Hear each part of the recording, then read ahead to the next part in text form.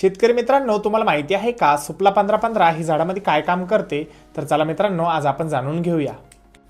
हे एक complex NPK खत आहे, ज्यामध्ये आपल्याला नायट्रोजन, फॉस्फरस व पोटॅश हे तिन्ही घटक पाहायला मिळतात.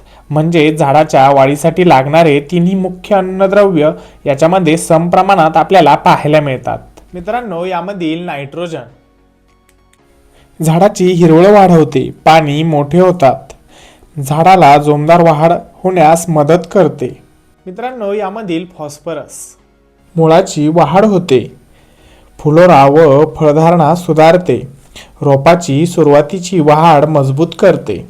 मित्रांनो, यामधील पोटॅश फळाचा आकार, वजन व गुणवत्ता सुधारते, रोगप्रतिकारक शक्ती वाढवते, दुष्काळ, थंडी यासारख्या ताणात झाडाला टिकून ठेवण्याचे काम करते.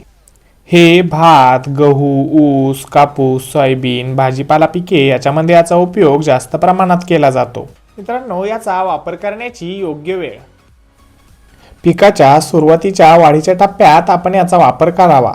फुले येण्यापूर्वी आपण याचा वापर करावा. मित्रांनो, याचे प्रमाण एकरी आपल्याला 35 ते 50 किलो वापर करायचा आहे. नमस्कार मित्रांनो, अशीच माहिती आवडली असतात आपल्या चॅनलला लाईक, सबस्क्राईब, फॉलो नक्कीच करा. धन्यवाद.